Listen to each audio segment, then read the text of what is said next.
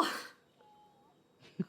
How's it been going? oh, I don't even know. We haven't done this in a second, but I'm so excited to Me be too. getting back Me into it on too. this topic. Well, I feel like this topic is the reason we kind of took a second to get back because we've been wanting to do this topic, but there's just so much information and stuff. It's hard to like decide where to start. It's overwhelming. The Bush family dynasty is an absolutely overwhelming topic to try to wrangle. It's really like it's a beast in the most literal sense, and so trying to wrangle it in to tell a story is very difficult. So, but I have read some amazing books by some amazing authors and tracked down some documents that I'm surprised I found. And yeah, the Bush family. Wow. Yeah, I'm ready. All I know I hate them. I definitely know that. I've known that since I was just a child. So. Well, their nefarious dealings go back several generations. And part of the way that they're really able to do the dirty work, very dirty work that this family does, is through they have dealings with loosely connected people. They mischaracterize their relationships with people. They'll have very good friends that later they'll say, "Oh, well, I may have met that person once." Mm. So right. So the documented it. They're saying, "Oh, I'm not sure. I might know that person," and it's somebody that they've maybe had a business with. So they really mischaracterize their relationships. Something cute that I think they do that probably anyone in the spycraft business at least does is they make slight misspellings in names in documents.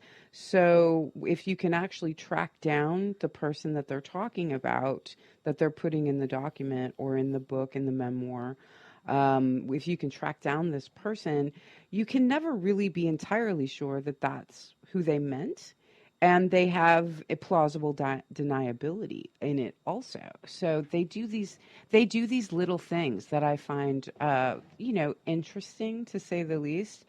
Or they use also similarly named people or same named people to cover their tracks as they look backwards. So one of the great things that they do as a family, and they certainly are not the only family that does this, is they make things as complicated and as slippery as possible to talk about. So whenever you go to narrate about them, it's difficult to tell a linear story, and it's difficult to pin down any real connections, which you and I have found several times over this year in work that we've done, particularly with MK Ultra. And you can put these people in the same place at the same time, but you can't prove that they necessarily did anything. Right. And right, and the Bushes are great at this. So the proof generally is circumstantial, and the players are truly they're above the law. They're above citizenship, right? They're above borders. So they move freely and anonymously in a way that you and I never could. Regular people don't even really realize how anonymously these people move. The Bush family, for one, is a flying family. So there's pilots. George Herbert Walker Bush Sr., whom they called Poppy, and he was vice president under Reagan and then served a single term as president himself, was a pilot. He had been in the Navy and he was a pilot. W later on was a failed pilot. We'll get to that much later on.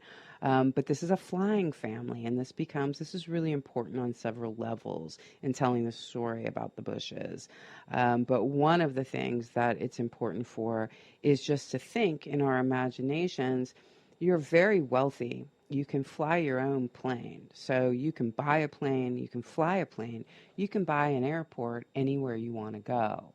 On top of you can, pay to use these private airports who have private registers. So there's that. Just imagining how very wealthy people live and how they think, I think is enormously important to trying to tell the story of the Bushes or any other dynasty, because they certainly interact with several other dynasties, right? Like we'll get to much later on when we talk about W specifically, but one of the dynasties that two of the dynasties that the Bush family goes back in time with would be the Kennedys, and then also the Saudi royals, King Saud. So that's a dynasty, whereas they clash, the Bushes clash with the Kennedys. That's a fascinating aspect of this story, is that you really did have these two dueling American dynasties at the particular time that Kennedy was killed. And so we'll get into all of that. So I looked up what a dynasty really was to see if that fit the Bush family, and it does. It's so just your basic definition on Google of a dynasty is a succession of people from the same family who play a prominent role in business, politics, or another field.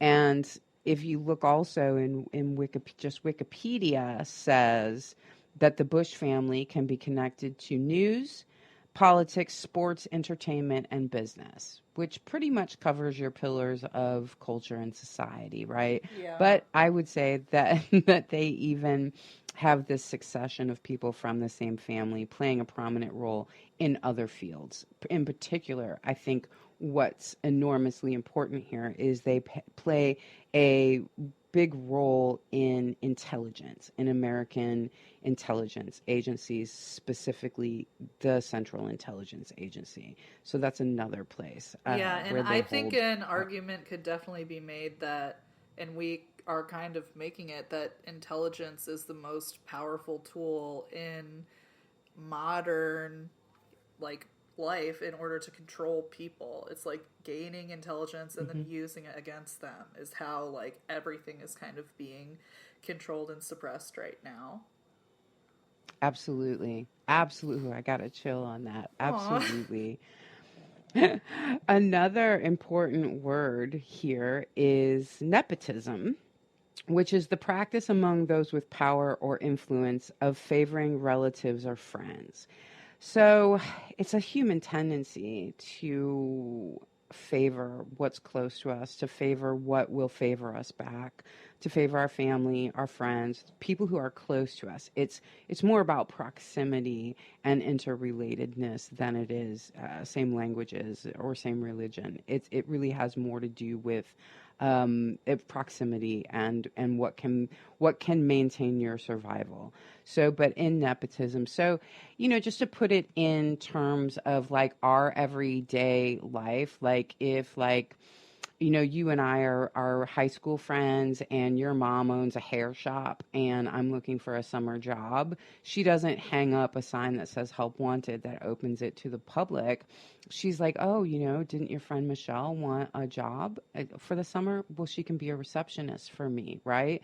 So that's nepotism. Yeah, but then on But the it, level that we're talking about, it's like, oh, you want to be president? I already did that. We can do that for you Mhm. because of nepotism. Yes, yes. Their nepotism has much more impact than my summer internship at your mother's hair salon, for sure. Definitely. Right?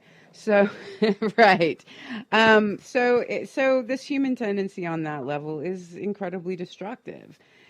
And it creates, I mean, it's incredibly destructive for the population at large, especially when we continue to imagine how they must see us from their perspective in this network and from what quote unquote are dealing with, which I'll keep coming back to that as we talk through this. So but the Bush family is a network of their own. Their family is its own network on both sides. This becomes very interesting. They're really, the Bush family has been very good at marrying of marrying the boys off to daughters of very powerful people. I mean, indeed, I believe that that's where dynasties come from, because you are connecting these two families. But specifically Prescott Bush, which we're going to talk about here in a second, and Herbert Walker Bush, married very women from very powerful families, and that's incredibly important part of it.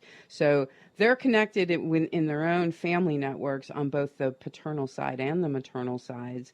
But they're also connected with other dynasties, and they create a ring around a spider's web, honestly. They are only one power player in a very big game, for sure. But that very big game makes there's overlap again and again. And espionage. In the end, we're really talking about espionage. And this Ooh. family is it's right.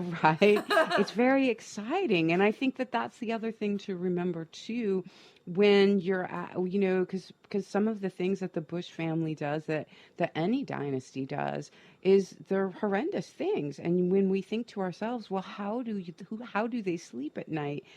The answer is a lot of times, well, many of the power players in the families think that, one, they're doing the right thing, and two, it's just really exciting.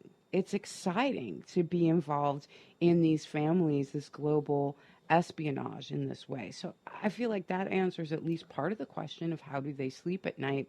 And part of it is how they will look at the rest of us. Who are we to them? And the way we see our own humanity, I don't think is the way that these very powerful people in these networks see us. I don't No, think they that look at makes us total like that. sense to me. I mean, like, if I'm playing a video game and I'm really excited Hmm. about it, like, I stay up all night and wake up early and I'm, like, murdering people in my video game, so I can only Hmm. assume that Hmm. these people just see it as, like, this big game, this generational game that, like, their Yes. family is winning and they need to, like, carry on Hmm. this legacy, and, like, also like the rest of us are just like NPCs in their game, which is Yep. like non-player characters, like just extra Right. side characters. Yeah. Woo, that's it exactly. It's the Empire game. It's the Empire game. And one of them has to win. And they're going to keep playing. And so one of them wins the Empire game. I don't know what happens after that. And, and then there's this, this aspect too of like, that sometimes, yeah, it's hard for me to hear from these Empire players at the same time that they're not entirely wrong when they say, well, if the other dynasty wins, my whole country goes down, and aren't you a citizen of my country? You're like, oh man, But that's then real, isn't it? Ugh. it is real, but it's also just like, yeah, it's like a distraction from the greater problem of like, well, we just shouldn't be playing this game. Like, of course, I don't want to Yes, lose yes. if I'm like in it by no choice of my own, but still, at the end of the day, like, this game is stupid. Yeah.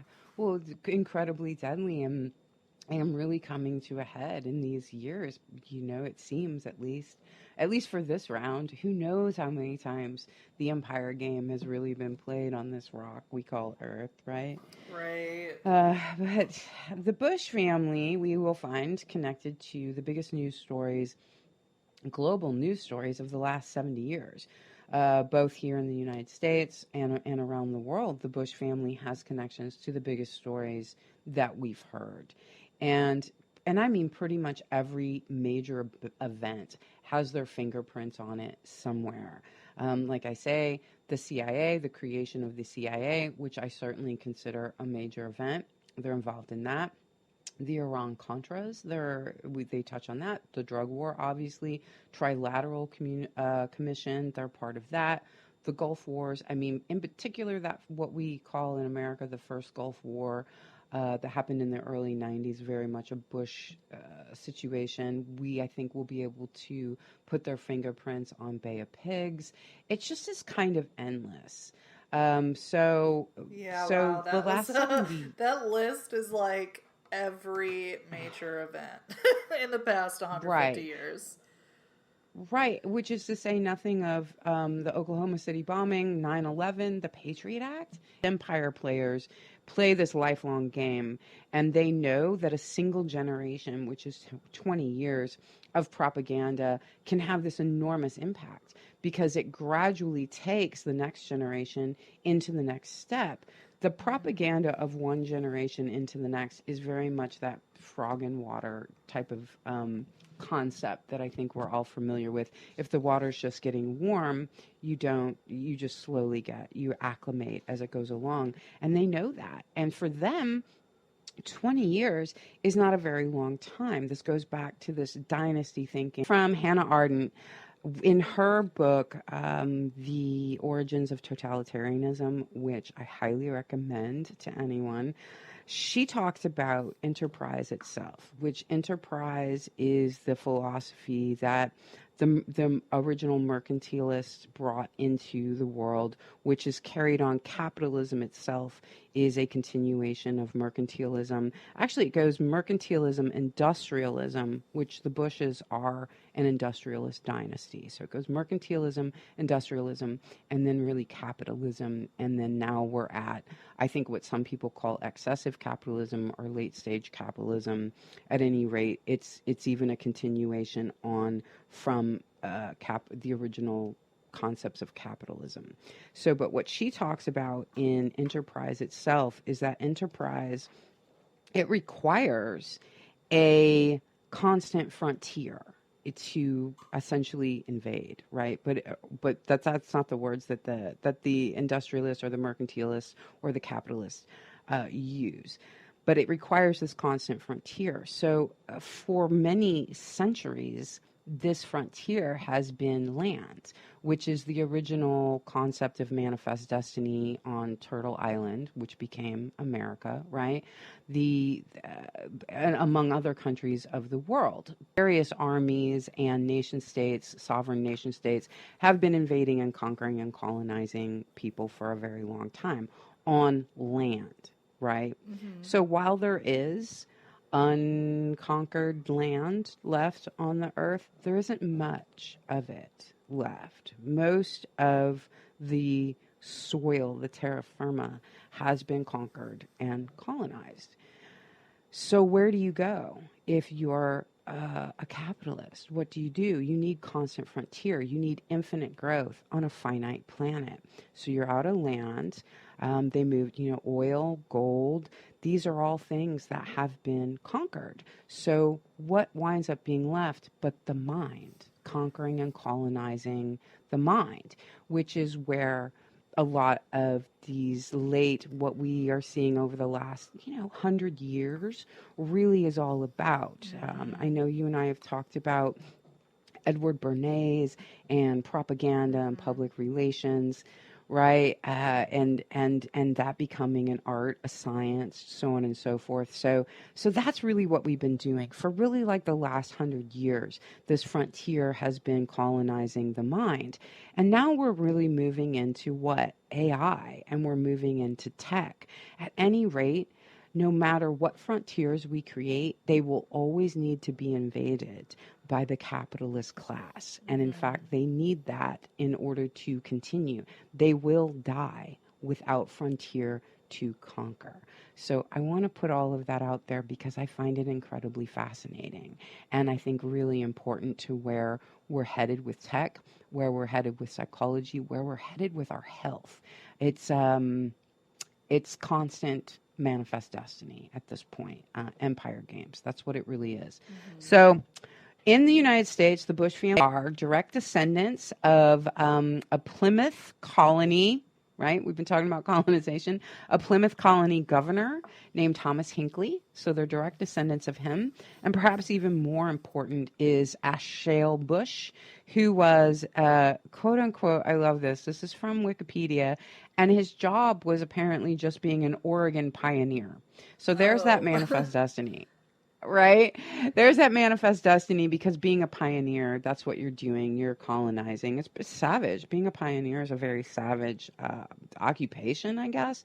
And also, I'm not going to go into this at any length in this talk, but for anyone who's interested, if you go and you look at how Oregon, specifically the state of Oregon in the United States, was settled, it's insanely brutal and it's insanely racist. Oh All yeah. of the Like it, Yeah, it has a special. Oregon was like a settler state specifically for white people to leave like any Yes. non-whiteness around them. You got Ashail Bush is an Oregon pioneer, really terrible stuff. And while he was there, he started not only the first print shop in Oregon, but he's a newspaper man. This is important media news, Right. right? Right. He starts the Oregon Statesman, which is a paper that going out there, right? As a colonizer paper going out there, which he later sold. And he became Ashail has it all. I'll tell you what, Ashail has it all because he sold that paper and became a banker, and he founded Ladd and Bush Bank. Plus, he was a convention delegate and chairperson for the Democratic Party. So he has it all, and you will find several parks and landmarks named after him. So the Bush family definitely really relates and holds his name in great honor. All right. But bringing us up a little bit more from that period of time, I'm going to talk about Samuel Prescott Bush. He became a top industrialist. He was born in 1863 and lived until 1948. And he became a top industrialist as president of Buckeye Steel. The Bush family has a long history in steel, banking, oil, and espionage. These are their real professions. So, and this is also Samuel Prescott Bush is where the Rockefeller family, they're tightly connected with the Rockefellers all the way back into the 1800s. So they're tightly connected with the Rockefeller family, arguably another dynasty, and also the Harriman brothers, which wow, the Harriman brothers is definitely, I mean, both those families are their own history. But Samuel Prescott Bush is very ambitious, and he definitely sets about to make these connections and definitely starts to have this idea for what his children are going to do. And he then is the father of Prescott Bush, okay, who figures very prominently into where we find ourselves today. So you have Prescott Yes. Bush, who was born, right? He was born in 1895 and he lived until 1972.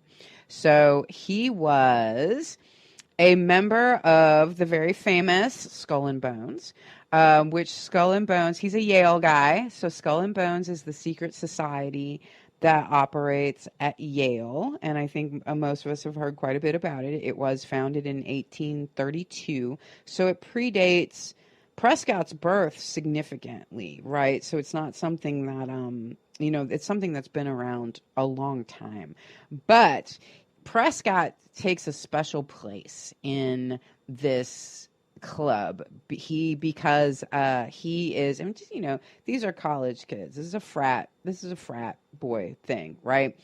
But like I say, it's very special. It's known for its kind of occultic take on things and its supposed occultic activities. It has more, Skull and Bones is more notoriously known for doing occult type activities than other fraternities and other secret societies. Yeah. And one of the things in Skull and Bones lore, and in particular the Bush family lore, is that Prescott Bush supposedly stole Geronimo's skull from Geronimo's tomb. What? Yes. Now, I think it's Skull and Bones publicly denies this. The Bush family, I think, also publicly denies this, but it is part of their lore. Like, they enjoy it as a folklore. Meanwhile, the descendants of Geronimo claim that no, Skull and Bones absolutely does have this skull and they absolutely need to return it. And to this day, That is so Geronimo's, fucked up. isn't it? And especially when we're talking about this manifest destiny, especially when we can directly connect Ashail to enacting manifest destiny specifically against indigenous people in Oregon. I mean, he was an Oregon pioneer. That's what that means. So here is this really deeply rooted occultic, to take someone's skull that is very occult. That's not just politics, and it's not just frat boy activities. Like that's something Yeah, that you like, would think. what are you doing with this skull, Prescott, you sick fuck? Yeah, you sick fuck. Give it back, So, you again, stupid dick. yeah, right. Ugh. It's intense, right? It's very, So, that's very intense info, yeah. That's very intense. yeah. And so that is, to be clear who Prescott is, he is W's grandfather. Yes. So we're super close to this. You know I'm, what I mean? Racking my brain. I'm trying to find it and I can't find it, but I know we talked about it in the COINTELPRO episode that Prescott Bush in the 30s was part of some socialist, quote unquote socialist, but really it was like a fascist political party that was specifically modeled after the Nazi party. But this was before the Nazi party became, was doing genocide. Yeah. It was when they were just a fascist party. And I can't find it, but I wish I had looked it up. But I remember that information. And then also when I'm on his Wikipedia page too, he was accused of being part of this banking corporation that held gold on behalf of the Nazis. Yes. Sorry if I'm jumping up the gun on something you're going to talk about. I'm just he loves fascists. Yes, he loves fascists. It's it's so real. The money situation with Prescott Bush, the Bush family dynasty, getting so much of its wealth from the Nazis is big. Prescott was pretty tight with the Nazis, but here's where we come into the issue of trying to pin this family down and this story down. They're really slippery about their Nazi connections. And even there's this an article that was written in the Guardian in 2004, because people were bringing up this Nazi Bush money when W was running for a second term. It was really coming up. And so even the newspaper, The Guardian, this modern newspaper, it did everything it could to backtrack on what the real meaning of the Nazi money in the Bush family was all about. And I mean, I can't believe how much this modern journalist is just twisting himself into a pretzel to try to feel sorry for W, because he's really, in this article, he's like, it's really a shame that, W has to try to outlive, this thing that happened so many decades ago. And it's outlive it. He's literally banking on it, because they're literally bankers. What do you mean? What are you talking about? He's literally banking on it. Yeah, that's such a good point. And it's how do you not connect the dots that these foundations that this family is building is directly respond. It's not this guy is he's so different from his family. Let W be W. It's no, he wouldn't be here if it wasn't for his family sucking Nazi dick and storing their gold and shit. Yes. Yes, all of this is very true. And you get in, it's that phrase, connecting the dots, because again, the way that these histories are made, including what that journalist did in 2004, that type of journalism, quote unquote, I don't know if you can really call it that, goes way back in time. So when you're trying to nail down this Nazi money, all you really have are these connecting the dots. And there's so many journalists and historians who are willing to shame you for it, because what they'll say is this is the line, is, well, you had many prominent business people, American and all over the world, who were doing business with Germany in the 20s, and then just happened to wind up being there to bankroll Hitler then. Yeah. You know, right? And so it's like you can't really blame them. And then you certainly can't blame them 3 generations later. Another really heavy brainwashing, or however you'd like to say that, shift in psychology. You know, these are espionage. This is an espionage family like many others. And so wanting to take our belief in generational power away from us and turn us to something else. You can really see it happening in America now. This belief that what happened 50 years ago doesn't affect us now. Or you'll really hear a lot of people saying, but like, I didn't have anything to do with Auschwitz. I didn't have anything to do with the Middle Passage.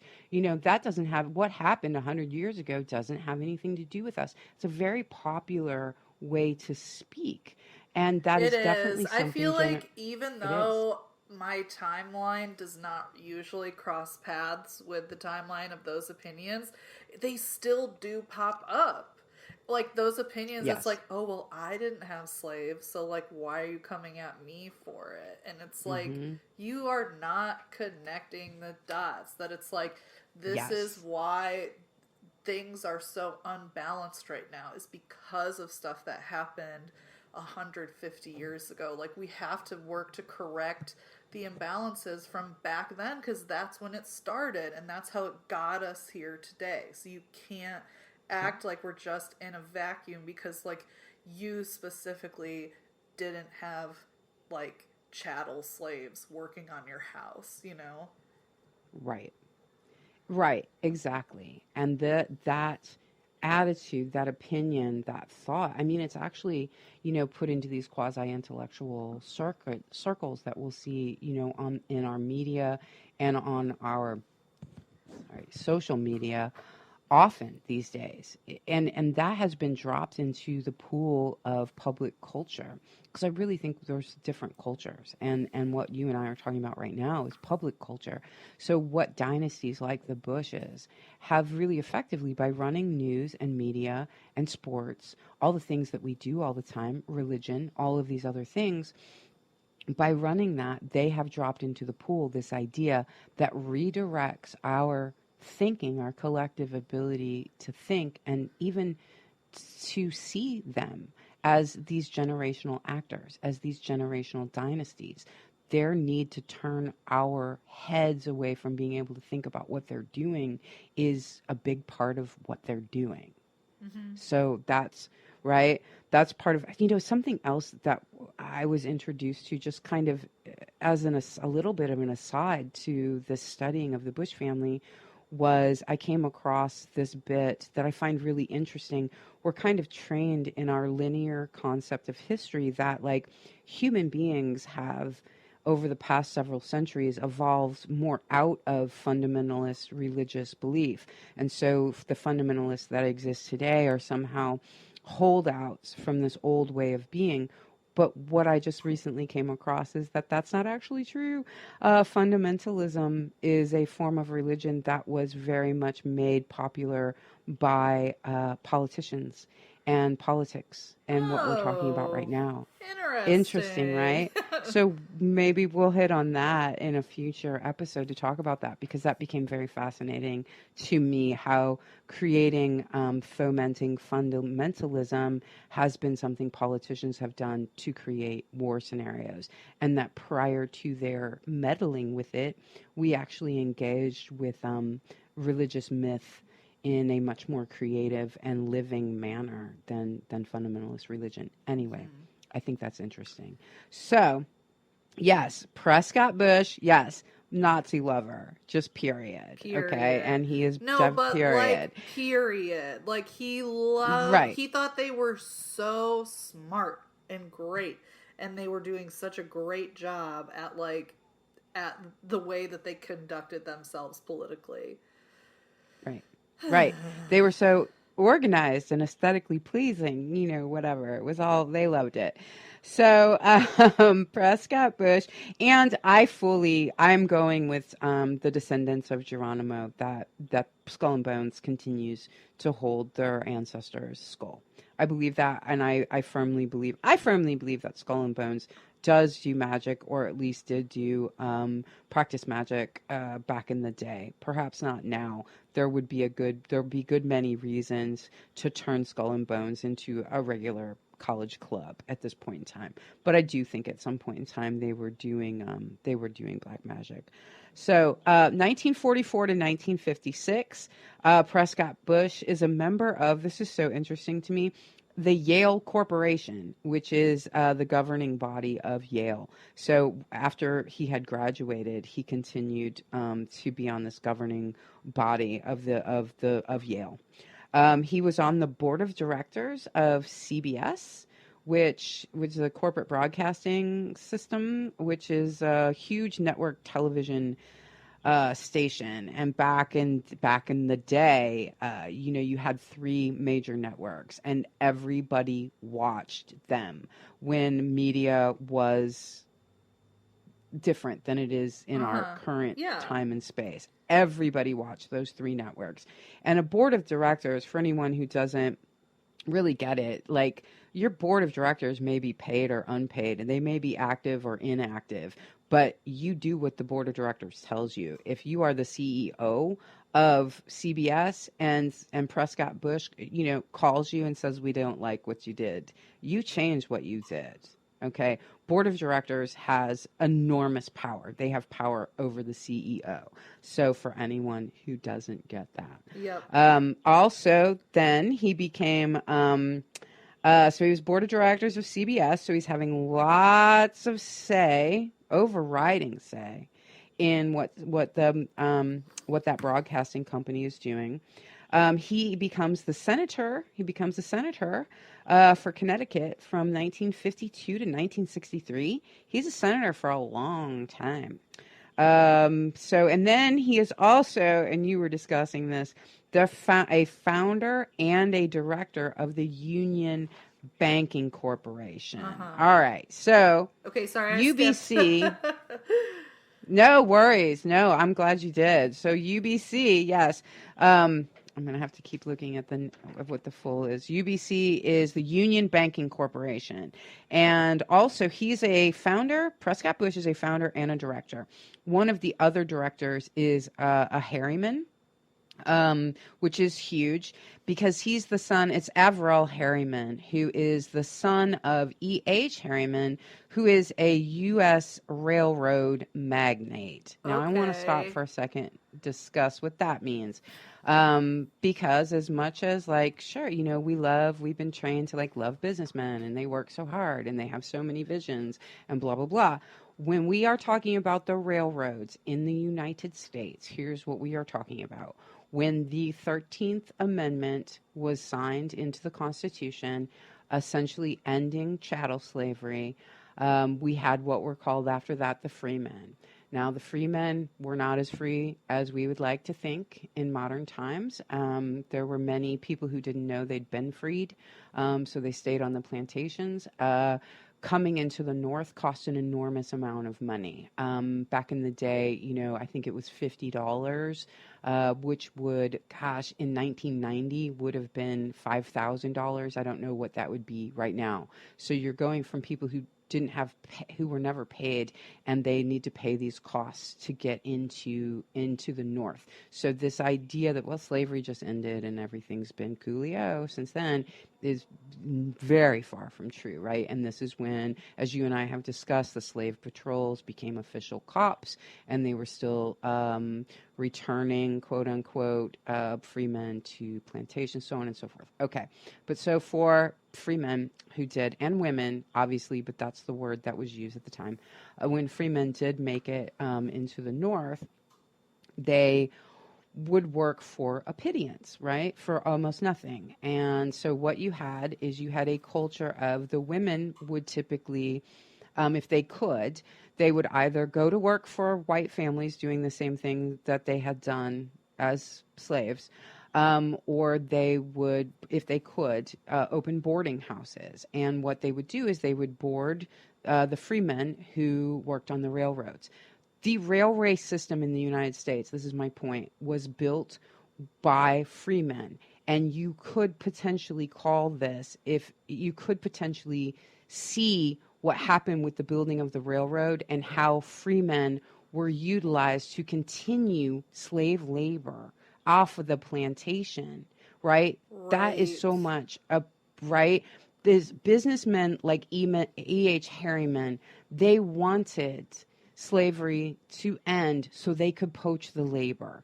Like, Ugh. I mean, slavery needed to end. I'm not pro-slavery, obviously, For sure, but at the same obviously. time, obviously, but at the same time, let's not make heroes out of these men who wanted to end that slavery. They were essentially just at war with businessmen who were succeeding by owning, quote unquote, these people to do labor for them. So men and businessmen in the North said, well, if we make it illegal for them to do that, then we can essentially get the labor at the same price, since we won't be doing these other things for the upkeep of these people. You know, we throw them some pennies to do this days long work, and now they're responsible for finding their own place to live and finding their own food. Not that they were housed and fed and clothed well on plantations. Nobody here is going to misunderstand me, but this was the thinking of these businessmen. Okay, so you have this railroad magnate. Okay, so his wealth is made from slave labor, from free men doing this pittance labor, this wage slave labor. Okay, all of the railroads, I can't say it enough, were built by black people, and by black people specifically connected to the Middle Passage, because also not all Black Americans are descendants of the Middle Passage. Also, it's important to say. Okay, so the son of that man, of the railroad magnate, is Averell Harriman, and he is the director of this UBC banking company. So UBC in 1942. The assets of UBC were seized under the Trading with the Enemy Act, right? And they were, now this is where things get fun, because then they were held, those assets were held until the end of the war, because they were trading with the Nazis, like you said earlier, right? So at some point, the United States did seize their assets, and called with the Trading with the Enemy Act, and they kept the money, they kept it until the end of the war. But there's a hole I have not found the bottom of yet, because I'm like, and then what happened? They gave it back? Or what happened? Yeah, Like, what I happened? can't, it's, right. I mean, I'm still digging into this family, so I may come across it at some point, but I may not. That might be a dead end. I don't know what happened there. I'm assuming that it was returned to whom? I don't know, but it just says that the United States held the money until the end of the war, and that's all I've been able to find so far. So yes, UBC was one of many banking operations that were connected with the Nazis.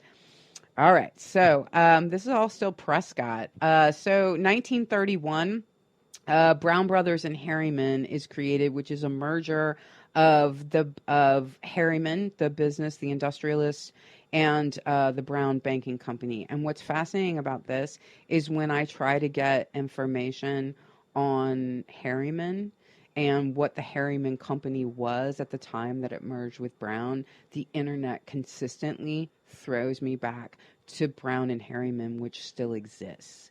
And so it throws me to their new website. Like, they're like, you can mortgage your house. And I'm like, no, bitch, that's not what I'm trying to do. So,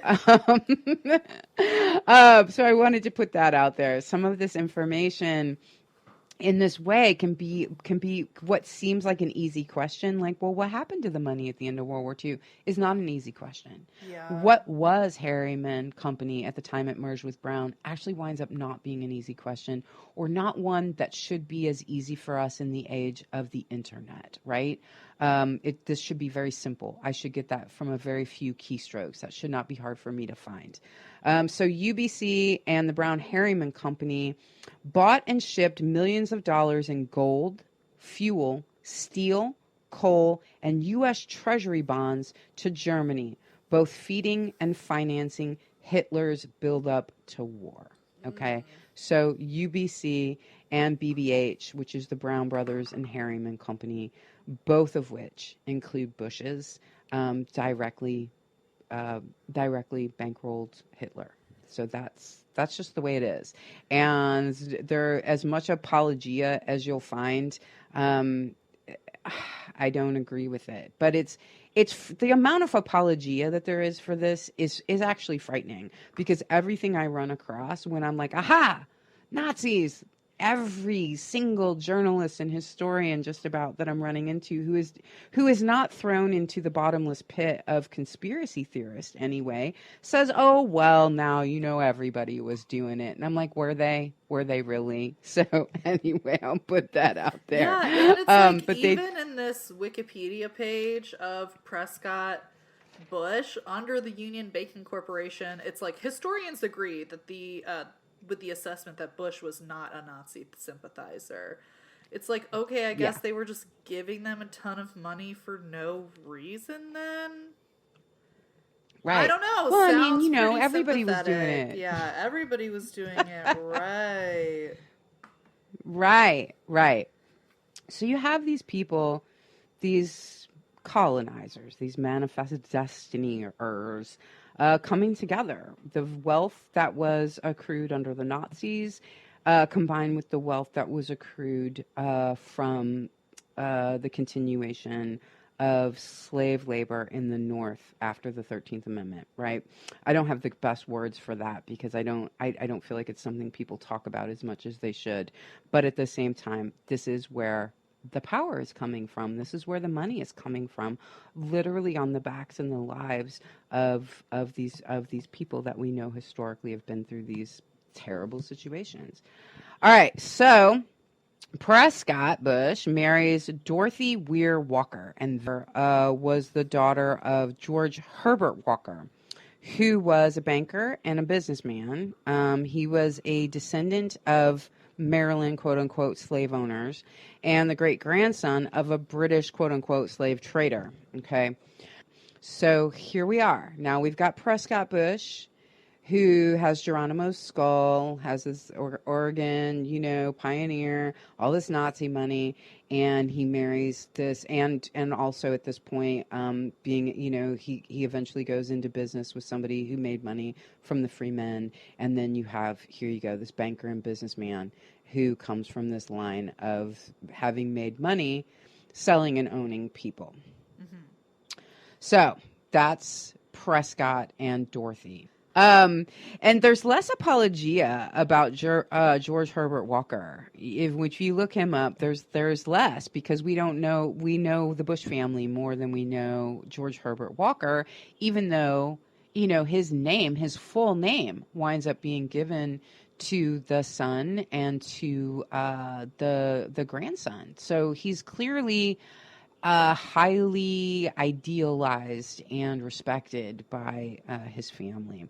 So they give birth to George Herbert Walker Bush, who the Bushes call Poppy, and I'm going to go ahead and call him Poppy since this same name is said over and over again.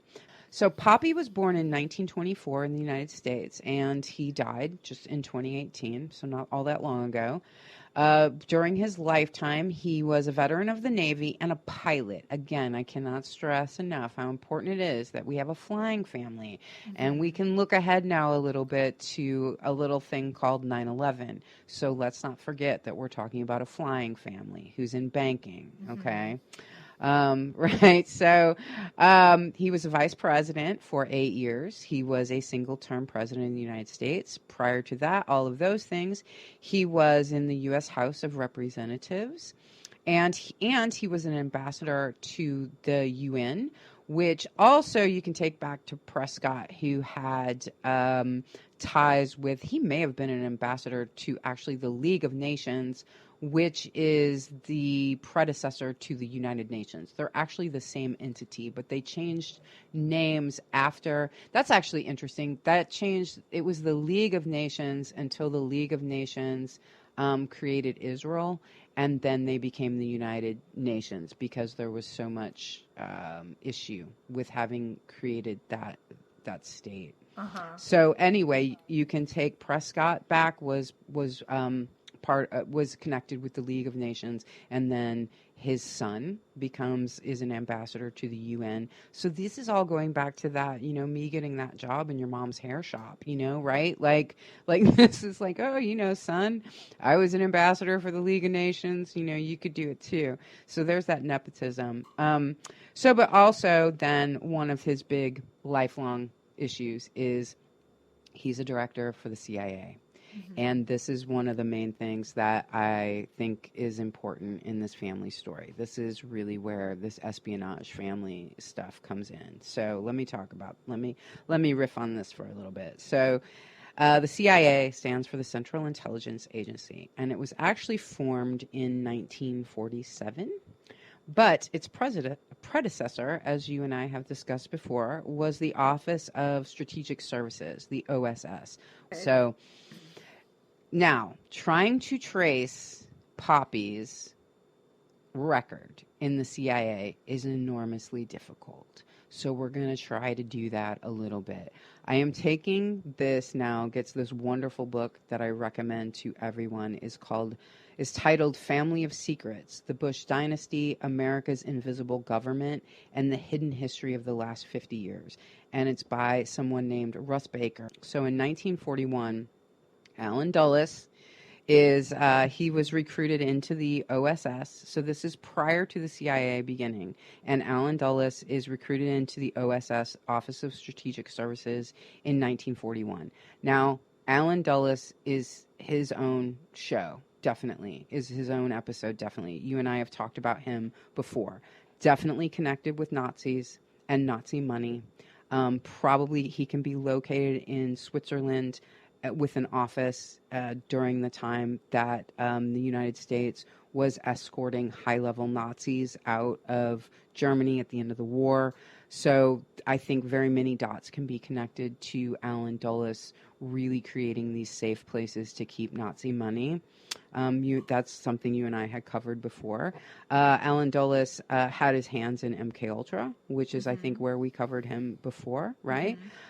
He was appointed to then, so he's in the OSS, and when the CIA starts up, he continues to be in the CIA and is appointed director of the CIA in 1952. Now, he is also a bonesman, which is what they call the people who have been part of Skull and Bones. So he also comes out of that society, and he's already connected with the Bush family at this time. So what happens then in 1953 is Alan Dulles assists Poppy and another CIA staffer whose name is Thomas Devine in starting up, this is great, in starting up Zapata Petroleum, okay, which starts in 1953.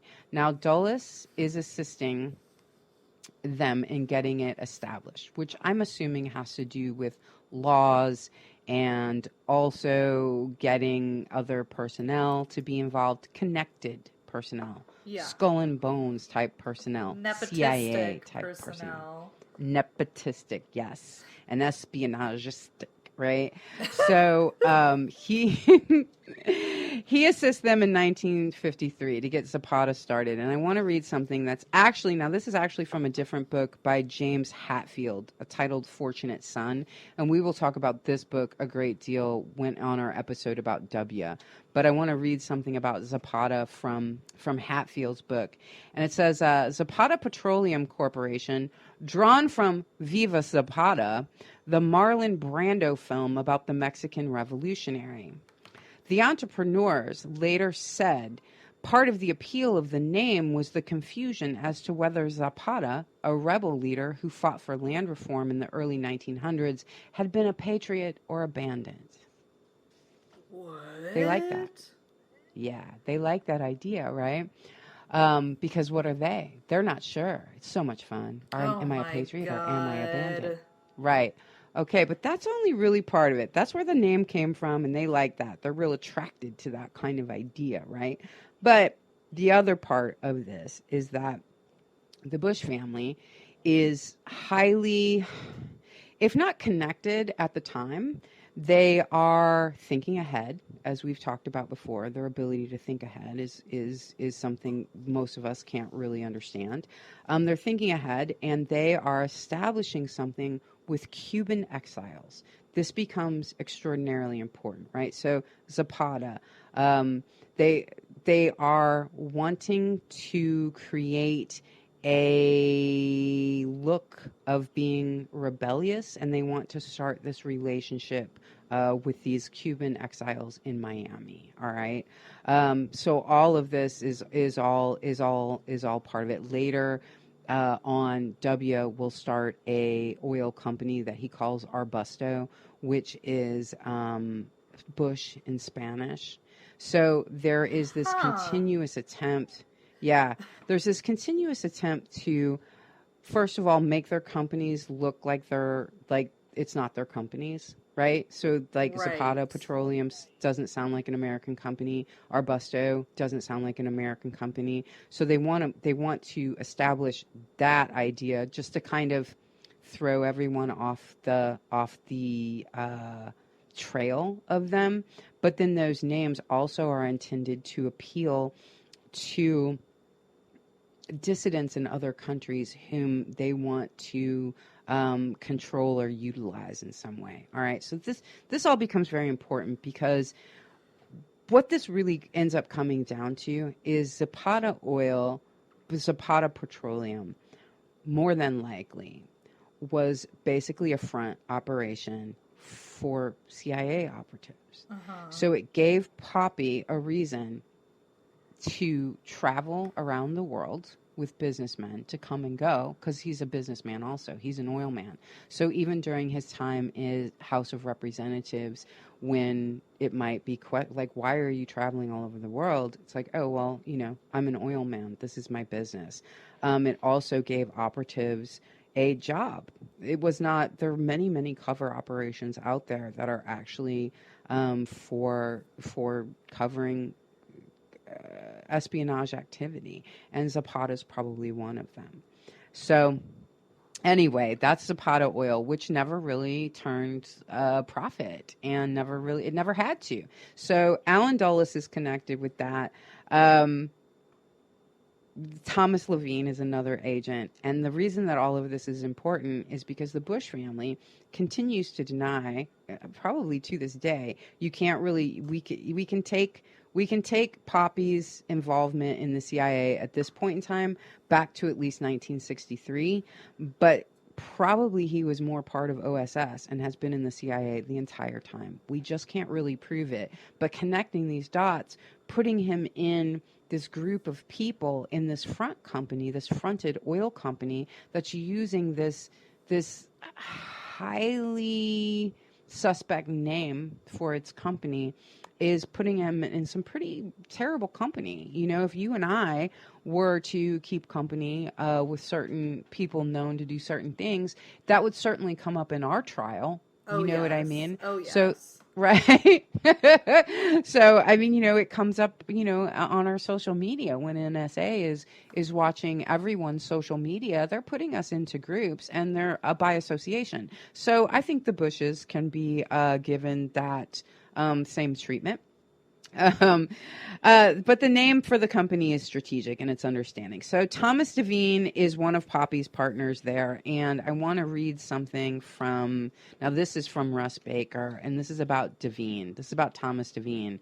It would turn out, however, that Devine had a special relationship, allowing him to come and go from the agency, meaning the CIA, enabling him to do other things without really leaving its employ. In fact, CIA history is littered with instances where CIA officers have tendered their resignation as a means of, and that's in quotes, resignation, have tendered their resignation as a means of creating deniability while continuing to work closely with the agency. One such example is E. Howard Hunt, who will come in much later. But if anybody who knows that name, he is also someone who was able to come and go from the agency. I think that's really fascinating. And so Thomas Levine, while he was a business partner with Bush, had pretended to leave the CIA when he had not actually. So again, it's looking very much like Poppy is a CIA agent. And I just kind of put in my notes here, possibly for the future, but Life magazine also acted frequently as a cover for CIA agents. Yes. Just to put that out there. Yeah, I right? know Another reason to that, travel. but not too deeply. But it is really, really wild to like learn It's about really that wild. propaganda. Oh man, Life magazine propaganda is intense. Yes. Yes. Um, So at Russ Baker at some point in time actually has a conversation with Thomas Devine in the course of writing his book Family of Secrets, which came out in 2009. So I'll just say that, this conversation might have, happened somewhere in the years upcoming to 2009. So he called Thomas Devine and he was like, I'm writing this book about the Bush family and I'm wondering, if I could talk to you. And he was like, oh yeah, sure, absolutely. Who in the family are you working for?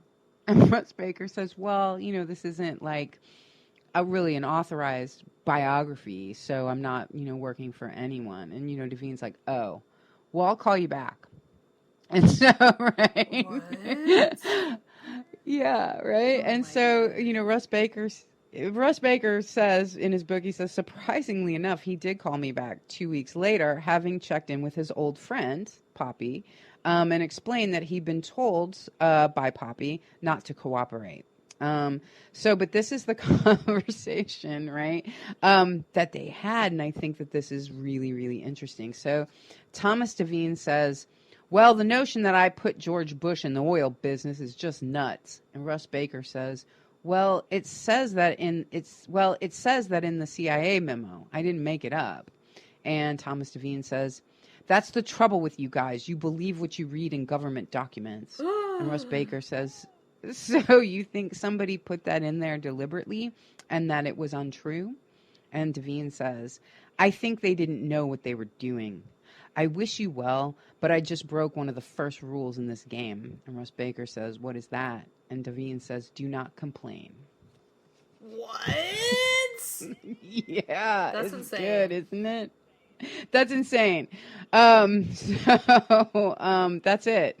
That's all he got out of Thomas Devine. But the story's it tells you a lot. I feel like just right there, just the fact that Devine was like, yeah, sure, I'd love to talk to you. Who are you working for?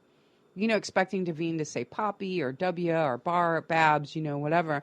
And he didn't say any of that. Yeah. So, right. So these companies actually also, the CIA also has a name for people who do this, like what Devine did and probably what Poppy did as an oil man, and they're called commercial assets. So they're assets that are in the commercial sector rather than the political sector, which Poppy does both. So it's a front operation, I think, for the CIA. All right. So all of this is leading up to good old JFK assassination. Here's what's happening with this. Poppy Bush is the only person over the age of 5 at the time that Kennedy was shot who would state that he had no idea where he was. He just simply did not remember. Now, let's keep in mind, this is somebody who's been in the Navy. It's a prominent businessman in the United States, son of a senator, a member of the House of Representatives himself. But somehow, he's the only person that doesn't remember where they were. For that generation of people, that's a get-to-know-you question, right? For that generation, they're like, so where were you when Kennedy was shot, right? That's like... It's a get-to-know-you question, right? Everybody, it's a joke in that generation, right? So for Poppy Bush to not know where he was, people can tell you what they were wearing, what they were eating, how they were feeling before they heard it. Like, they can tell you everything about that moment, right? I remember where I was when 9/11 happened, and I was, like, literally in 6th grade, and also I basically remember, like, no events of my entire life, except for I very specifically remember where I was that day, so it's like, people remember things like that. National tragedies like that. People just, like, you're all together, having it together. So, yes, you remember. But he was the only person who said he couldn't recall, and everyone found this really odd. So let's fast forward to 1988, and this subject comes up again because at this point in time, he's running for president. He served 2 terms under Reagan as vice president, and now he's running for president. So this comes up. It was published in The Nation in 1988, and it's by Joseph McBride. And in it, he says, well, what he had found was that J. Edgar Hoover, the director of the FBI at the time, had reported, Hoover reports that the Bureau had briefed, and this is a quote, Mr. George Bush of the Central Intelligence Agency. So McBride comes across this, and he's like, Miss Bush of the CIA, what's that all about, right? So informed of this, so this is from the McBride article in The Nation in 1988, and he says, informed of this memorandum, the vice president's spokesman, Stephen Hart, asked, are you sure it's the same George Bush? After talking to the vice president, Hart quoted him as follows, I was in Houston, Texas at the time and involved in the independent oil billing business, and I was running for Senate in late 63. Must be another George Bush, added Hart. So this isn't even, George Bush isn't even responding to this. He's having one of his ambassadors, or what, how do they say him? A spokesman. He's having a spokesman. I like ambassador. Tell this. Yeah, right. Yeah, he's having an ambassador. Makes sense. Yeah, say this to the newspaper man, that this is what he was doing. And something McBride points out here I think is really interesting. He says, because the vice president's response seems something of a denial, being he described what else he was doing rather than specifically denying CIA involvement. I love that. Yeah. It's a denial, right? Oh my God. Right. So McBride cannot get much farther than this with what's going on here exactly. So I want to read something else from a couple of other things from his article in 1988, because it does come out later that that Bush was in fact a member of the CIA at the time that Kennedy was assassinated. You and I have talked about the citizen committee that had broken into an FBI office and led to the only reason that we know that COINTELPRO existed, which was an FBI situation, not a CIA situation, FBI. But coming from that break-in created the Church Committee. So Frank Church was a senator. Right. And he was breaking down all, going legitimately, like really, I think, in shock. Many people were in shock that these things had been happening, that these covert operations had been happening in this way on American people. And so Frank Church was really trying to get to the bottom of things and really investigating this situation. And every powerful person wanted to stop him because at some point their name is going to come up. So anyway, during this time period, because this goes on from like 1972 to like 1976, these Frank Church trials, this investigation is ongoing. So it starts to come up, I think, out of this investigation. There's some names get named, and it starts to get close. It starts to get close to kind of figuring out that the Bush family is part of also these clandestine operations through the CIA. So to cover their tracks, this is how things get really slippery. So to cover their tracks, they actually make Poppy part of now this is 1975. Poppy he's appointed as the agency's director, as the CIA agency's director in 1975. Now mind you, I think he's been in this thing his whole life. But he's finally officially appointed in 1975. And so Senator Church comments this. It appears as though the White House may be using this important post merely as a grooming room before he is brought on stage next year as a vice presidential running mate. And so he was. That's exactly what happened. It wasn't the following year, but it was a few years later that he became, and Frank Church pointed that out. And he said, you know what? I think the White House is trying to use this doing this, appointing him as a cover-up. Frank Church said it, and nobody would know better, really, than Frank Church at that period of time. All right, so I'm going to read you one more paragraph from this McBride article, and he says, George Bush, when sworn in as director of the Central Intelligence Agency in 1976, said, I am determined to protect those things that must be kept secret, and I am more determined to protect those unselfish and patriotic people who, with total dedication, serve their country, often putting their lives on the line, only to have some people bent on destroying this agency expose their names. That's what he said when he was appointed. Wow, right? So he vowed to keep everything a secret. Okay, so Poppy takes that oath to keep all of the secrets of the CIA before he gets into this is 4 years before he winds up being vice president under Ronald Reagan, which he does for 8 years, and then does wind up becoming president for 4 years. But his loyalty, he's made an oath to the CIA and to the CIA's secrets and to the supposed, patriots, quote unquote, that he speaks of in the CIA. That's where his loyalty lies. And I think it's important too, these guys are coming out of somebody like George Bush they're coming out of Skull and Bones and clubs like this. So these are guys who have been taking these oaths to these fraternities their entire lives. These oaths mean a lot to this crowd of people. So he takes this oath with the CIA.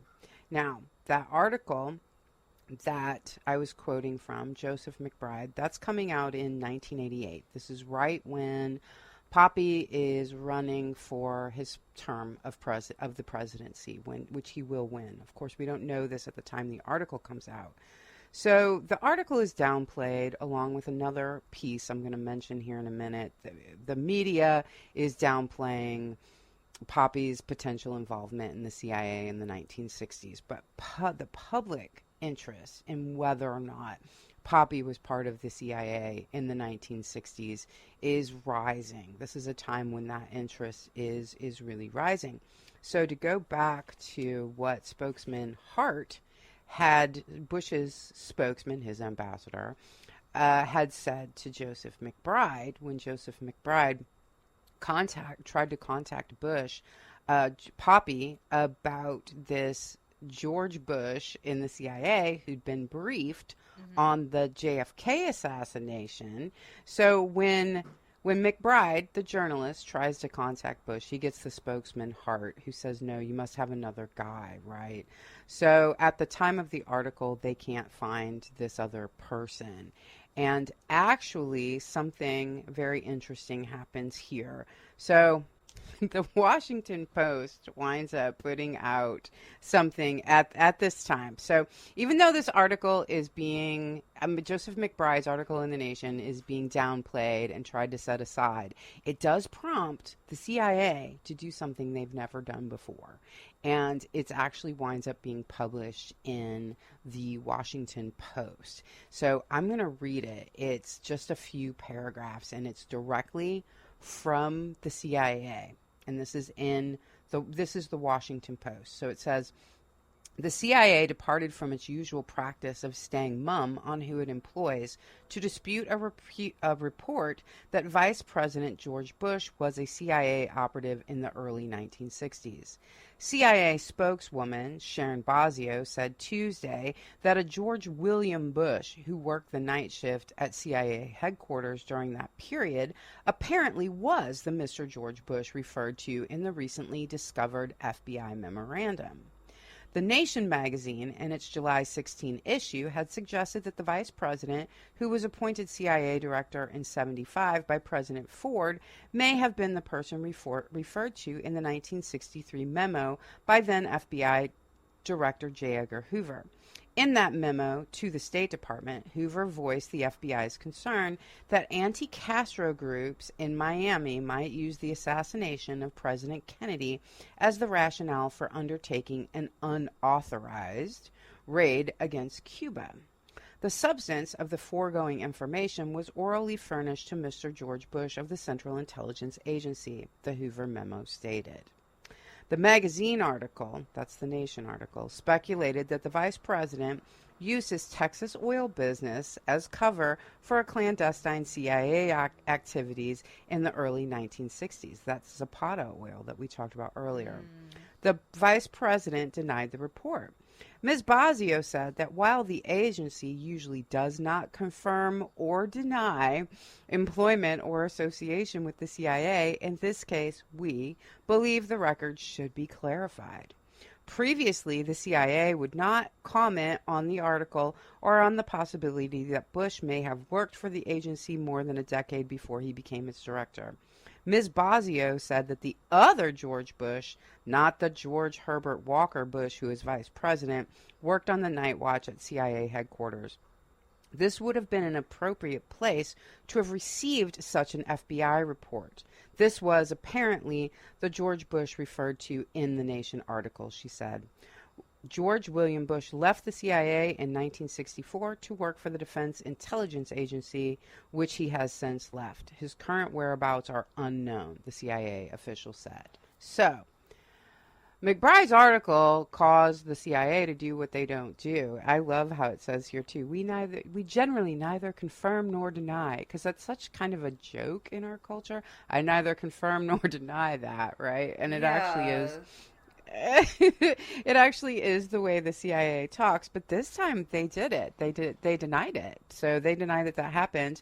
And they also just kind of play around with a few things in here. Like this spokeswoman is saying, this would have been the appropriate place for J. Edgar Hoover to make his call. This all makes sense. This person left a year later. What they don't tell you is because this person does wind up being located. This George William Bush does wind up being located, and he was on the night watch with 4 other people, and he did work for the CIA from September of 1963 until February of 1964. So it's just a handful of months, right? So this kind of goes back to what we talked about earlier in spycraft and setting these people who have the same names up in these places. As crazy as that seems to a normal, regular person, making these plausible deniabilities, even things that in a way you could perhaps quote unquote prove were not correct, it kind of doesn't matter. It's all about spin. It's all about obfuscation. We're going to get to another pretty convoluted little piece here before we go today. I'm just how can the CIA say they can't find their former employee? Like, exactly. Obviously that's a lie. Like, you're the CIA, you have more information than anybody. And who wound up finding him? A journalist? A journalist found him several years later. Don't right. act like journalists have more resources to find people than the literal CIA. Exactly, right? So, but this doesn't deter this CIA agent, essentially, who's done 2 stints as vice president to become the president. I know, it's but they literally do find like the Bushes have so much power and so much ahead of time planning that they're literally like, yes, we're going to hire somebody with the same name in the CIA just to give other Bush an alibi. Like, yes. How did they even find somebody with the same name? Like, that took planning. It took planning. That's exactly so wild right. to me. I'm dead. I just can't handle that. It gets even stranger. They find this. They find this George William Bush. Journalists find him, and he then acknowledges under oath. He says, as part of a deposition, there was a lawsuit apparently brought about by a non-profit group that wanted Bush's records. So we'll probably wind up talking about that later. But George William Bush in a later episode. But George William Bush, the fake George Bush, does state under oath, he says, I do not recognize the contents of the memorandum. He's speaking of J. Edgar Hoover's memorandum.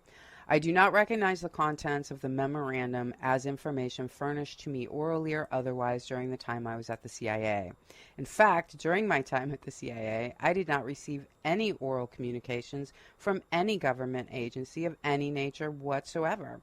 I did not receive any information relating to the Kennedy assassination during my time at the CIA from the FBI. Based on the above, he's speaking of the memorandum, it is my conclusion that I am not the Mr. George Bush or the Central Intelligence Agency referred to in the memorandum. Wow. So he says that under oath. Which makes no sense, because if you were someone, I mean, it's the Kennedy assassination. You're being briefed as somebody who works at the CIA. You don't have any reason to deny that that happened, right? I mean, it just doesn't, yeah, I mean, if it was your job to take that information, you would say, well, yeah, they told me, they briefed me that there might be agitation among anti-Castro Cuban exiles. It's my job to know that. Of course they did. I mean, there'd be no reason to deny it. So this is, what I just read you is from Russ Baker's book, and I'm going to go ahead and read you. This is Russ Baker himself in his book that I think this is another paragraph I want to read you. Indeed, George William Bush was so low level that he was not even allowed to talk on the telephone or perform any substantive activities. He referred to his role as that of a gopher. After his short probationary period, George William Bush left the agency, raising questions of whether his hiring could have been designed to provide the other George Bush with cover during a particularly sensitive period. Though that scenario appears far-fetched on first blush, such techniques are standard part of spy tradecraft, and they can be quite successful. Years later, when questions arose about the famous George Bush, there was this other non-entity providing crucial, if flimsy, cover. That's Russ Baker, and that's the, that's how these things work. So that's the fake George Bush at the CIA, who definitely was, according to the spokespeople, according to the CIA, and according to the spokespeople in Poppy's employ, was definitely the guy who got this memorandum. But according to this guy, he didn't get it, and it's also not something you would forget. You just wouldn't forget that. No, of course right? Not. Of course not. So, like I say, things get even more convoluted here, though. So we're going to move on from the fake George Bush and go on here to another interesting. It's almost like Poppy is he gets even more nervous on that day when Kennedy was shot, even though he's got this fake George Bush like thing set up, even he gets nervous, it seems. So on the day that John F. Kennedy was assassinated on November 22nd, 1963 at 12:30 p.m. Central Standard Time. So Poppy, about an hour after Kennedy is shot, Poppy calls the headquarters of the FBI in Houston and says, there's this this young right-winger who's a member of the Young Republican Party who's been talking about killing the president. Now, this kid, he's young, maybe he's 20, he's 18 to 20, he's young. He lives with his mother, and his mother has a newborn baby, so he can't be all that old at the time that this is happening. So he works for Bush. He's working for the Young Republicans. He works at the he's trying to get Bush elected president. Okay? Right. So he's a volunteer, right, with the Young Republicans, and George Poppy takes the time out an hour after Kennedy's been assassinated, and he calls the headquarters in Houston, the FBI headquarters, and says, this kid's been talking about killing the president. I think you should go check this out, right?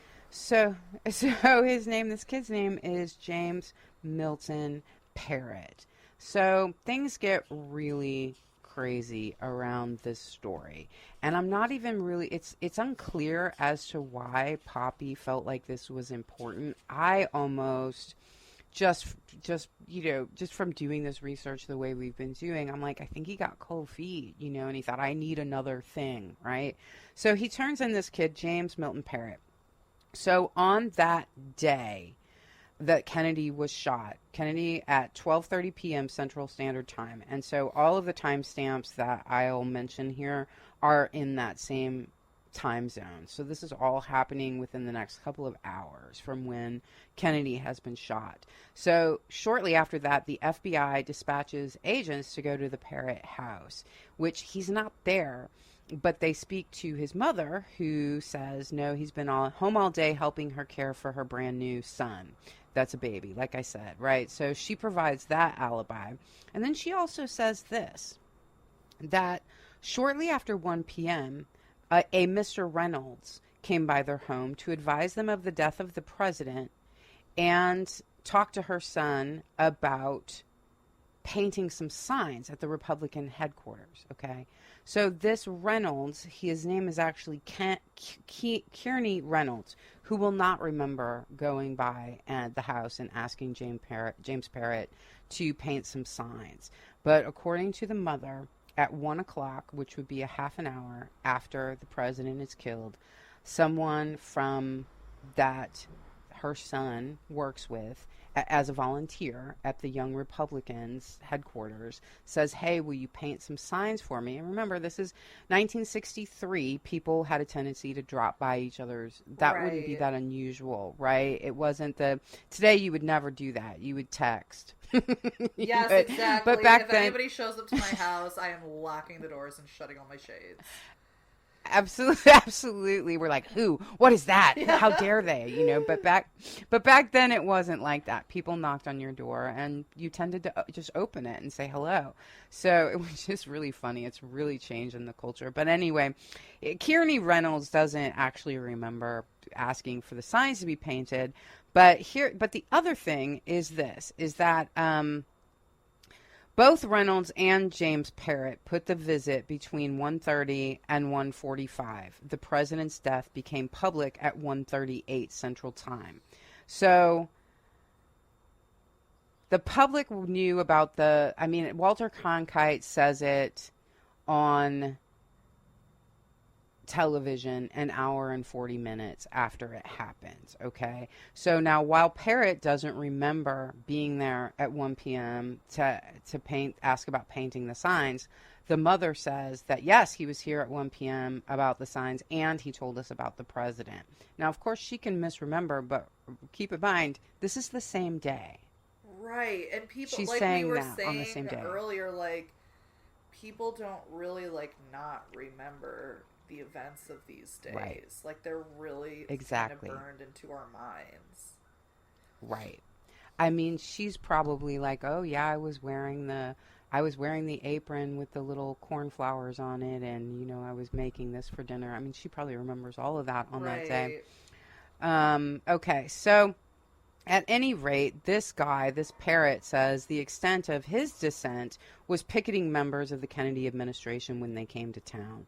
So according to Parrott himself, that's it. He never did anything beyond that. All right, so this all is truly convoluted. So I'm going to skip ahead here a little bit. This is from Russ Baker, and I'm just going to read you what he says in his book. What is so remarkable about all of this is that at the precise moment when Poppy was calling the FBI with his tip about a possible suspect whom he could offer few details, Poppy's own assistant was at the suspect's home, transacting business with him on behalf of Poppy. Clearly, Parrott was far better known to Poppy than he let on. Why was Reynolds supposed to go to Parrott's house at this time? The net effect was that Reynolds bailed Parrott out by providing him with an alibi. I want to stop there for a second. Houston is 3.5 hours from Dallas. So you need your alibi to be within that period of time, which Parrott has, right? So they didn't have much time to pull off what I just, as a very lay spectator here, thinks was a last minute thought on Poppy's part. I think he did this just like, oh shit. Right. It went down, it happened, and I'm tripping. That's what I think is going on here. Oh so, my God. Right. So, because, I mean, as laid out as the Kennedy assassination was, the people involved in this are like, God, I hope this works. I mean, nothing's guaranteed until it happens, right?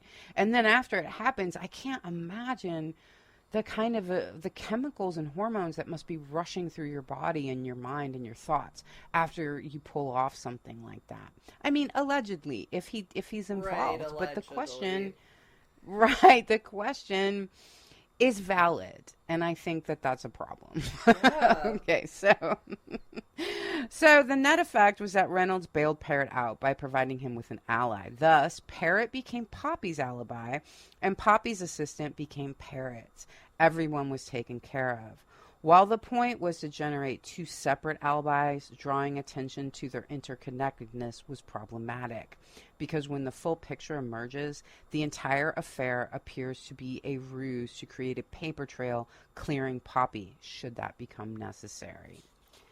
Wow. So now Reynolds, it winds up being tracked down then in 2000, this Kearney Reynolds who went to the house. And in 2007, Baker is interviewing Reynolds. And this is what Reynolds has to say. There was a young man who came around headquarters, and somebody said that he had made a threat against Kennedy, and this was, I believe, this came up after the assassination.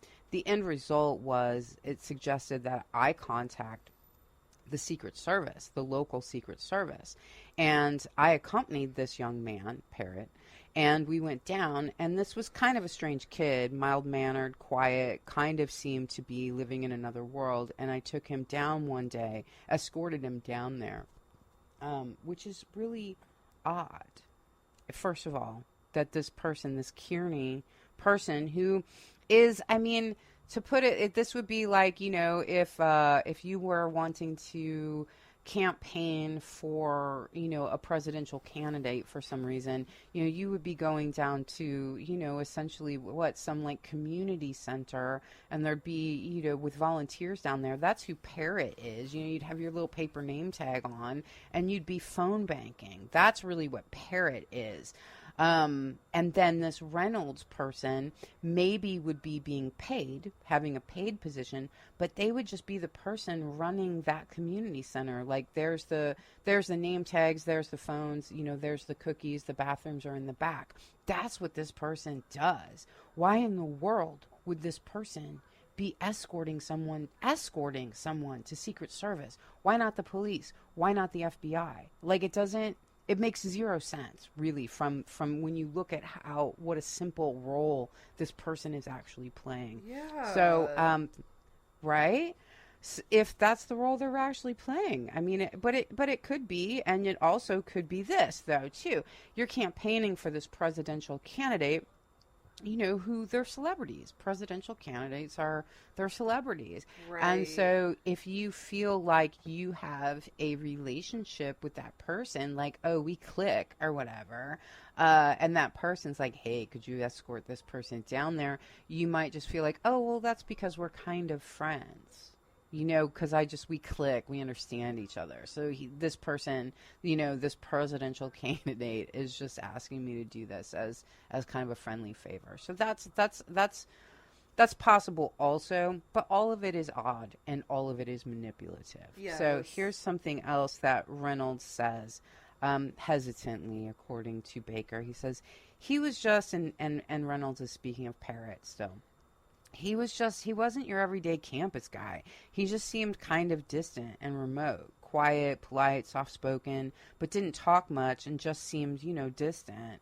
Now, who or to what extent other people talked to him or perceived him to be a little on the edge, I don't know. So that's what Reynolds says. And Russ Baker says this. In fact, as the FBI report reveals, he was quite harmless, barely able to fend for himself. He had only a 7th grade education, had been discharged from the Air Force by a psychiatrist, gone into sign painting, lived with his mother, and apparently volunteered regularly with the Harris County GOP quietly and without incident until the Bush phone call, anyway. Okay.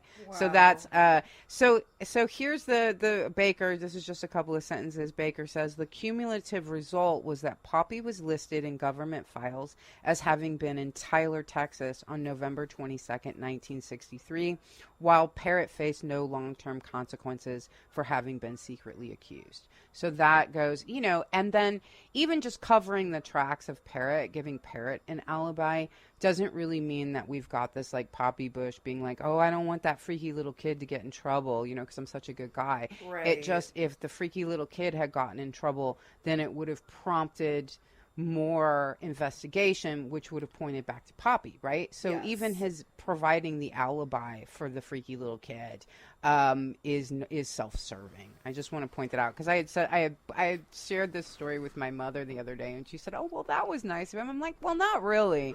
Mom, no.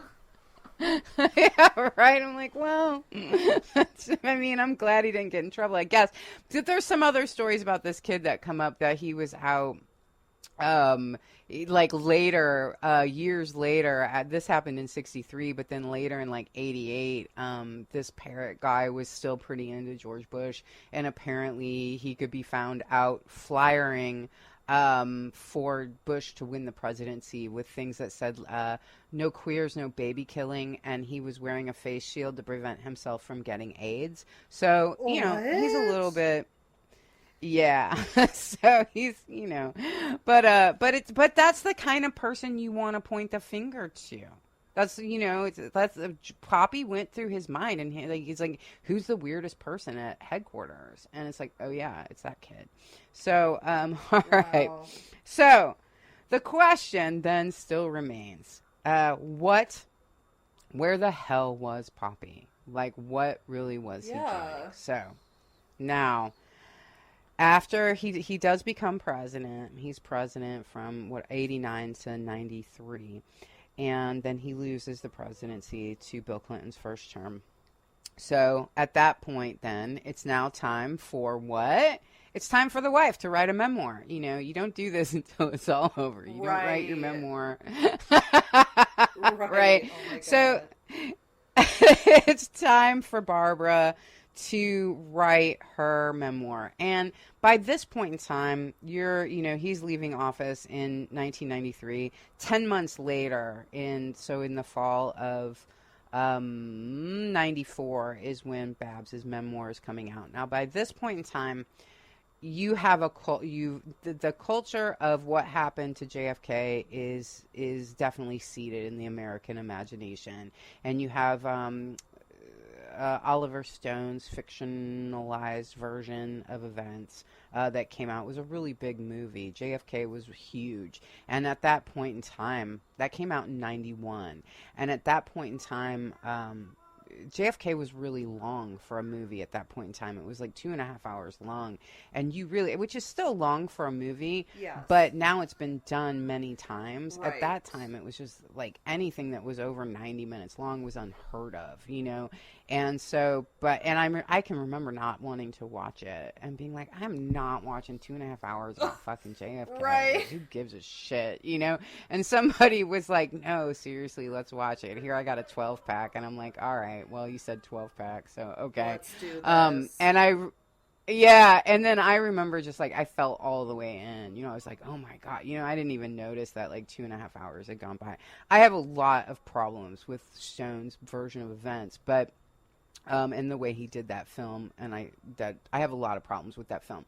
But at the same time, he did popularize the idea that there was a conspiracy and really put a lot of pressure on the concept of the lone gunman, which I can't even believe the lone gunman theory still exists to this day. But you will truly find people who really believe that Oswald, did this alone, which just kind of blows my mind. But at any rate, that's kind of another story. So during this period of time, though, the public was extraordinarily interested in what the hell was George Bush doing at that period of time. So even though he's not going to move on with his presidency, it's time to clear this up. What the hell? Where the hell were you? And so, as Russ Baker says, who better to tell you than the wife? So I'm going to share this with you. So according to Barbara Bush. She was, the day that Kennedy was shot, at the moment Kennedy was shot, as a matter of fact, I'm going to wind up just reading you her letter here, that this appears in her memoir, all right? So she was at the hairdresser's, and I guess I don't know if she was getting a perm or what she was doing, but she was in a position to be able to start a long letter. Okay, home, she says. And as Russ Baker says, we don't really know what she means, if she was writing to her children who were young at the time. So there's things in this letter that you wouldn't say to your young children. Or if she meant like home to her family, which like her parents, which also doesn't make sense in some ways.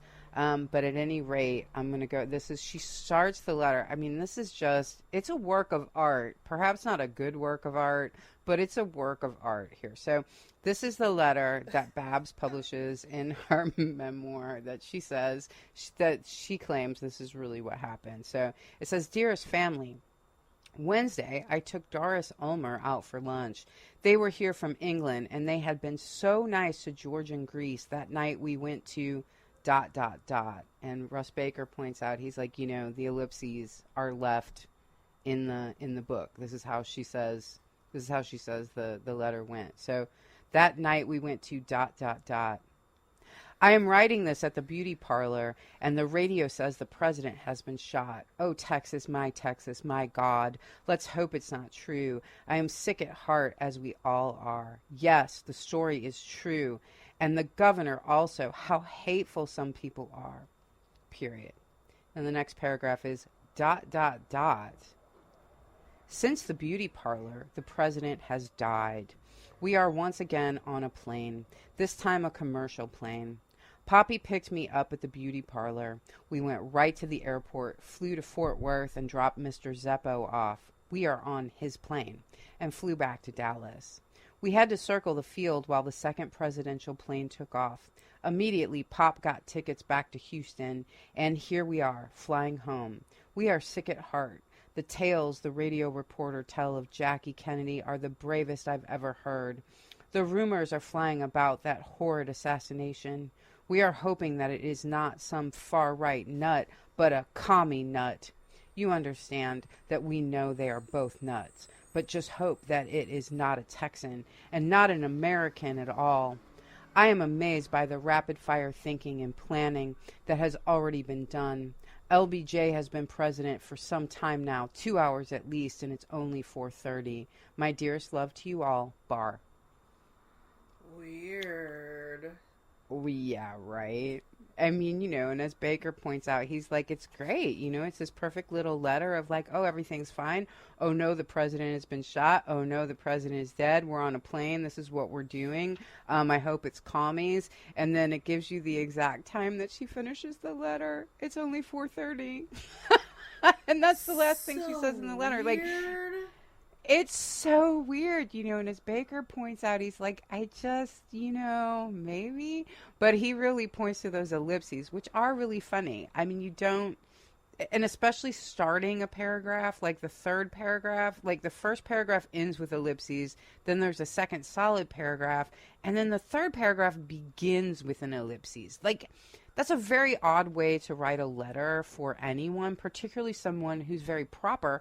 Like Babs. I mean, Babs she's from the Pierce family. She's legitimately a descendant of royalty, which we'll get into later when we talk about W. But for her to write a letter, be starting a paragraph with an ellipses is just like, I just don't believe it. I mean, maybe that's a little bit of the writer and an English student in me, but I just don't believe it.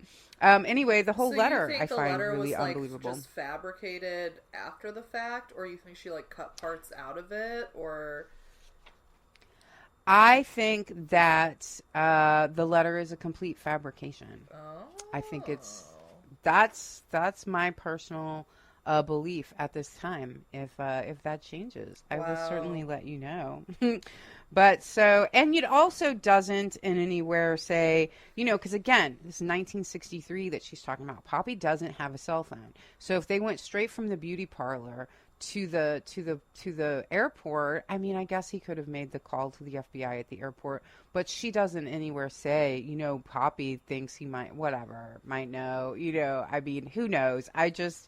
I don't think the letter is genuine at all. I think that Wow. they were leaving the White House. They were never going to be in the White House again. The public was getting interested in what he was doing that day. And she's like, and Babs is known in the family. They call her the enforcer. Like, Babs is known. They all have nicknames for each other. And she's the enforcer. So like, nobody tells Babs shit. And so for her to be like, and that's that. Okie dokie then. That's the end of the story. That's the end of the story for the Bush family. It's the end of the story for America. And Wow. I guess we'll leave it at that for today. Oh my God. Okay. Fascinating. Just like, feel like I just got a bucket of water dumped on me, and then you're like, okay, bye. Like, all right, fine. I can handle it. Well, because we're going to do like a part 2. I'm excited. Yes. This is just like... Me too. I'm interested to learn more about... I mean, I know the Bushes and the Clintons are buddy now. But I am interested to learn about how they are actually connected and related outside of public appearances. Mm-hmm. I have a very sneaking suspicion that it is just, the Democrat and Republican divide is, as we all know, a lie. And when you get into that layer of the government, you just become separate from political parties, and you're in a new party, and you're in a new class, and you're privy to new information. And it's too much power. Yeah. Too much power. Too much power. At that point, you're just having drinks on Epstein's plane. Oh, literally. But I digress. Wait, I know. I can't. Okay, yeah, let's save that for next time. But thanks for teaching me so much about the Bushes. I hate them. Confirmed. I hate them. Knew it from the beginning. Confirmed. Know it even more now. But yeah, it's interesting how all this stuff ties into the Kennedy assassination too, because it's just like, that's like, one of the main things that I feel like you see people being like, quote unquote, conspiratorial about. And I'm just like, absolutely. It's all connected. It is truly all connected. All right, Callie, thank you so much. Thank you. Catch you next time. Yeah, yep, you too. Bye.